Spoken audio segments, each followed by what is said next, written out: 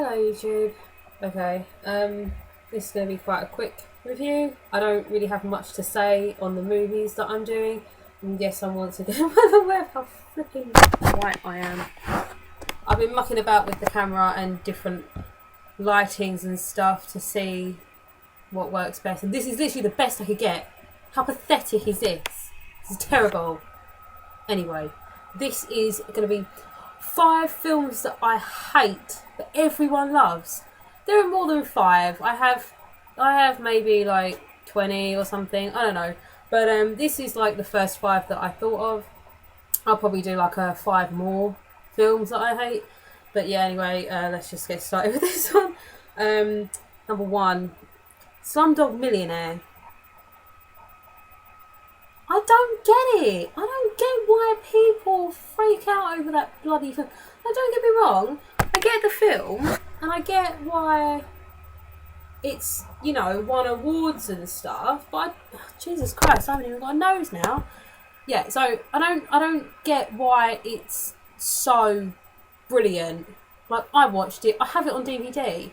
You know, and I think the story is good. I think the concept is a great concept. It's got the kid from Skins in it, so I was a bit like, hey, I like that kid. He's a good actor. I'll give it a watch. And it's basically about him, and it starts off with him on the Who Wants to Be a Millionaire bit, and of course he's gotten up to like question, you know, he's got like 1 or 2 questions to go. So of course it starts from there because they don't believe that he's done it all on his own. So they beat him up at the police station and they're like, how did you know the answer to this? So he relays each story to each answer. That's how he knew the answers. And it's a good concept. I like the journey part of it as well. You know, you get to see him grow up. He grows up. His name is Jamal, and he grows up in the slums with his brother Salim, if I remember rightly. And he's got this love interest called Latika. So they all grow up as like a little trio. And obviously him and Salim end up getting into sort of, you know, sort of crime in a way, like his brother mainly, his older brother. So they kind of go through a lot of trials and tribulations, and so does she as well, because obviously it's different for a girl, you know. But I didn't find it amazing or breathtaking or even like really original. It was interesting. I liked how he came about some of the answers. I thought that was quite good. There was a very disturbing scene where there's a part where they're children and they are in a gang, kind of like Fagin.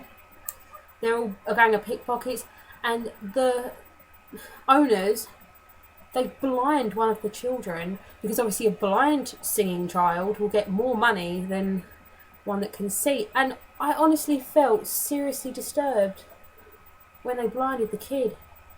Like, I know you should do, but it really got me. I was like, oh, this is horrible. But yeah, another massive thing that ruined it for me. I mean, I was watching it and I got all the way to the end and I was like, it was alright. Fucking dance routine! This is the same thing that happened with Gulliver's Travels. Now, Gulliver's Travels was good, and they ruined it with a freaking dance number at the end. And seriously, they go for the whole movie. I guess he gets to go in the end. Spoiler alert. But yeah, then they did the Pussycat Dolls' J-Ho, and all of the flipping cast started dancing, and it fucking ruined it for me. That's shitty Slumdog Millionaire. It came out in 2008. It was directed by Danny Boyle, which is probably why everyone's like, oh yeah, Danny Boyle did it, it was great. I don't care. I know he did the Olympics.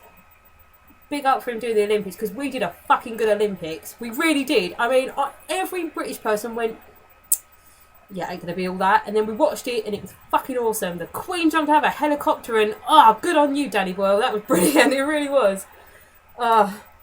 Okay, so I don't have anything else to say about it except that it won 8 Academy Awards. And they write that on the DVD box. Okay, yeah, number 2, Conan the Barbarian. I don't give a shite about the sequel. I could barely give a shite about the first one. I love Arnie, but holy shit, the movie's boring. And it's not even like it's supposed to be just a guy thing. Girls are meant to like it too.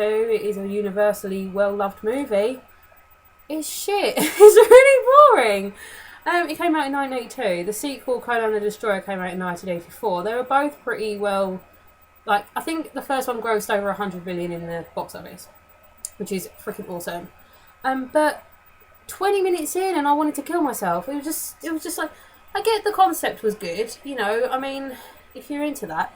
Now, it's got a similar sort of set in a fictional time frame, in a fictional realm, going on a journey. It's got that kind of feel a lot of 80s movies did when they went, like Krull. Krull is a good example, but Krull is fucking awesome, and this movie is not. Basically, he's a small child, and this antagonist by the name of Thulsa, or Tulsa, I don't know how you want to pronounce that, Doom, I just remember calling him Doom, kills his parents. So he puts all the, like, he kills all the people in the village, but he kills his parents, and he puts all the kids into slavery, and basically Conan grows up pushing this huge wheel of pain, and that's how he gets all muscly.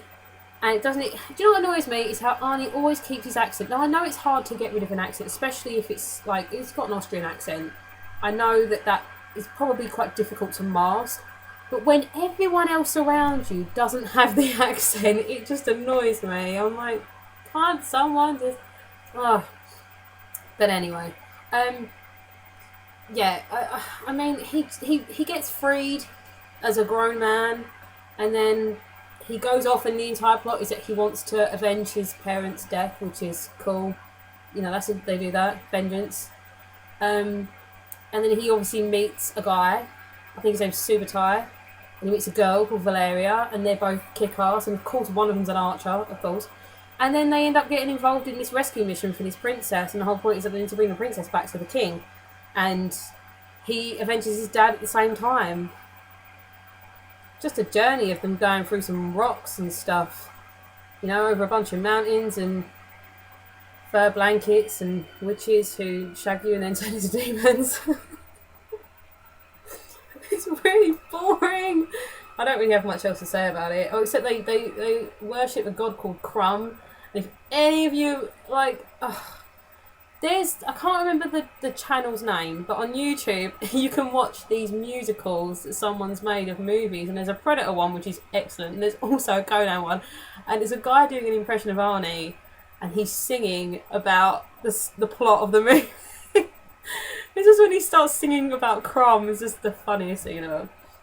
So that was number 2. Number 3, sorry, I flipped my camera for the first time, because I find it that I keep leaning away. Number 3, Napoleon Dynamite. I bought it for £1. I don't remember where, but I got it for £1. I hadn't seen it, and like everyone's always like, "Oh, Napoleon Dynamite, it's such a classic now. It's like one of the best ever type films." And of course, I think it's John Heder, or Heder, however you want to say it. He did create a good character. I mean, don't get me wrong. I think he did a great job with his character. His acting is good and whatnot. But the film in general left a lot to be desired. Sorry. I know I keep pissing about with it, but it's making me really, really disappear. So, yeah, I mean, I watched it, and I kind of found myself at the end going, what was all the fuss about? I mean, I think Pedro is hilarious, especially when he cuts his hair off and he gets that stupid wig on. That really suits him as well. It's good. And of course the dance at the end. Napoleon Dynamite does the dance. There's no real plot. It's one of those kind of like Spork, but Spork is awesome. You know, it just follows his day-to-day life, and all the people around him are fucking nuts. You know, there's a girl that does door-to-door makeup sales, and she's very socially awkward. That's it. There's a spate of movies in the mid-2000s of socially awkward people, and they're always teenagers played by 30-year-olds, and there's something about the social awkwardness that has spawned a shitload of movies. So yeah, it basically follows him, his day-to-day life with his grandma, his brother Kit, and who, I think her name's LaFonda. He's got like some pen pal who he's like in love with called LaFonda that he's never met, and so that's like bizarre. And then his grandma's like quad biking, that's bizarre. And then he's got this weird girl love interest who's the most socially awkward person on the planet, worse than Kristen Stewart, I know. And then of course he's meant to be kind of the normal one, but he's still not normal. Like there's a bit where he's got some like, I think they call them tater tots or something, the potato things. He's got them in his pocket, So some guy next to him's like, oh, give me one of them. And he's like, no, go away, get your own. So he squashes them, and you're like, what was the point of that? I don't get it. Of course, there's like the class president elections. So Pedro's the new kid, and he doesn't speak much English, and he kind of befriends Napoleon because they're both just outcasts. And then he dances for him at the end because Pedro has nothing to do. He's like, I'm not going to win this. I really would like to win this. You know, I'd like to be president because it would be great. It's my dream sort of thing. So Napoleon just gets up and breaks out his dance moves to Jamiroquai, and it's awesome. It's actually quite funny. Yeah, that's kind of it. There's no plot. There's nothing spectacular. There's nothing inanely funny. It's just kind of, it's good for a background movie, you know. There's an odd scene that will make you laugh, but it's just scene after scene after scene after scene. There's nothing that really connects it all, for me anyway. Number 4. Now, I've got a couple that I've written down here extra that I'm not going to talk about. So I'm going for Commando. Now, I recently watched this for the first time, and by recent I mean about 3 months ago. I've never seen it before. It is one of the most classic Arnie movies, and it was stupid. Like, it wasn't shit, but it was dumb. Like, it's got a young Alyssa Milano in it, which is cool. I like Alyssa Milano, although her hair in that movie seriously needs sorting out. But I just found it really stupid. I can't explain why I didn't like it. I mean, there's not much of a plot. Once again, he's a military guy, and this corrupt group want him to assassinate a dictator. So they kidnap his daughter into forcing him to do it. And what they do is they stick him on a plane with one of their associates, and they say, right, this associate will call us when you get to the other end to prove that you stayed on the plane, and therefore are in the country. If you get off the plane or anything, then we'll kill your kid. He gets off the plane anyway, and he kills the guy sitting next to him. And my boyfriend and I were watching this, and we played a game called Who Can Shout Out the Correct Arnie Quote First. Now, we'd never seen it, and I got it. Like, he kills the guy in the plane seat next to him. I think he breaks his neck. Yeah, he breaks his neck.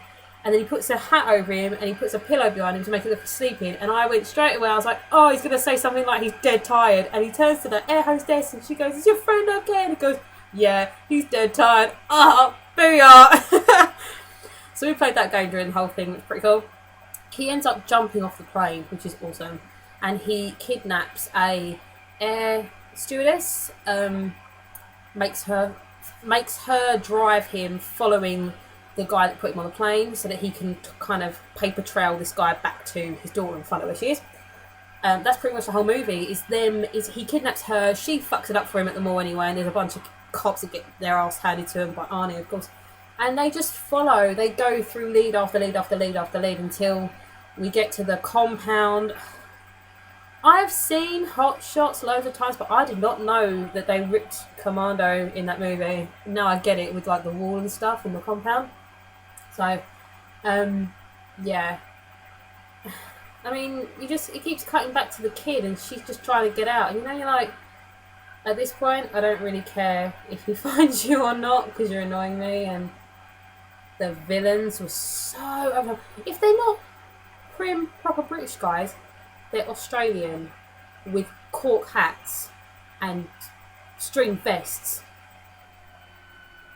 They always are. They're always knife-wielding Crocodile Dundee Aussies or prim, proper, clipped British guys. But it works because we do kind of go, oh yeah, like that's a villainous guy. So it works. I can't really fault that guy. But the movie just sucks.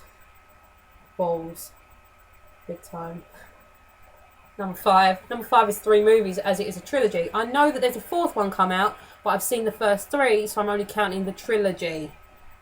Paranormal Activity. Number 5 is Paranormal Activity. These are the shittest horror movies I've ever seen, and I've seen some crap in my time. I don't get why everyone loves them. Every time I've said that they're shit, someone goes, oh, how could you? It scared the hell out of me. Are you fucking 5 or something? Sorry to swear so much in this, but it winds me up. Okay, they made the first one for $15,000 and it grossed over 193 million.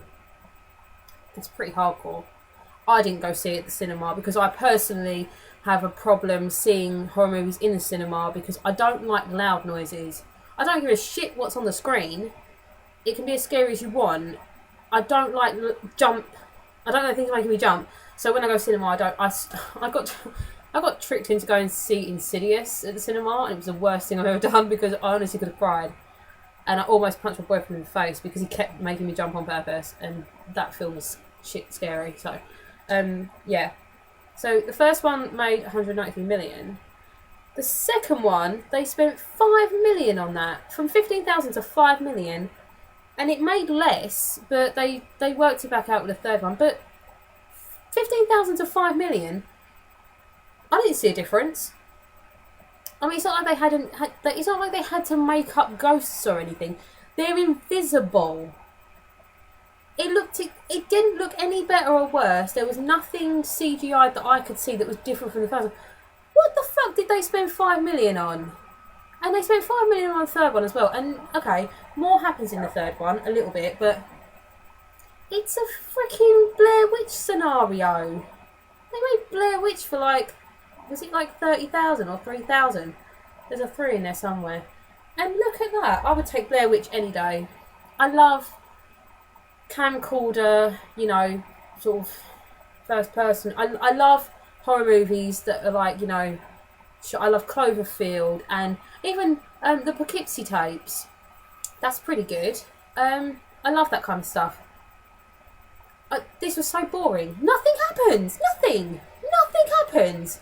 Have you seen the first one? There's one jumpy moment in that. It's literally watching this chick walk around going, have you heard that noise? And then the guy's like, maybe we should set up a camera. And then the girl goes, you know what? I heard that noise again. And that's it, the whole movie. And then every now and again, a cupboard will slam, or a light will come on, or the telly, or they'll just hear a creak. And that's it. And then the ending's scary. The very, very, very end. And it's basically, it doesn't explain anything, because the second and third ones do the explaining for you, but the first one's shit, because you don't get anything except for them just going, I think we better set up a camcorder. And that's it. And then the second one, of course, you've got the other sister. So the first one had the sister and the boyfriend, and they hear noises and they tape it.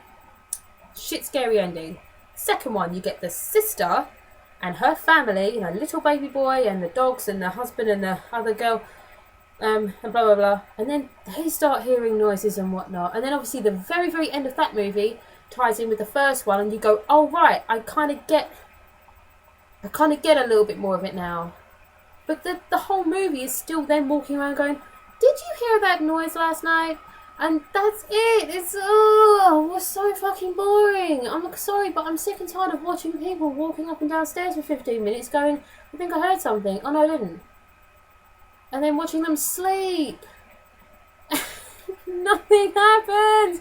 The third one sort of has something happen. I mean, the third one is like a prequel. It's basically the two children. It's like the sister and the other sister and their kids, and you're watching home movies from when they were little girls, and it kind of explains where the entities that haunt them came from.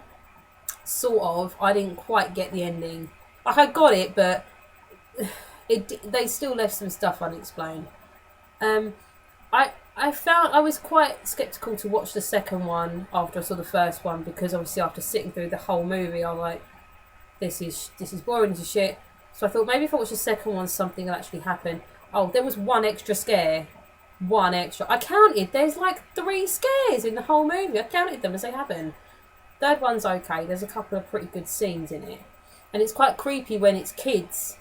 So that made it a little bit more interesting. And that got 207 million in the box office. They've obviously made a fourth one that centres around the neighbours that the two from the other movies have moved in next door. It's probably going to be a bit more interesting because obviously it's different people. It's a group as well. But I don't know when I'll get around to seeing it. the whole trilogy is just shit. So I'm probably not going to bother. That's my my first lot of 5 movies that I hate that everyone loves. And if you love those movies, you can just go suck it.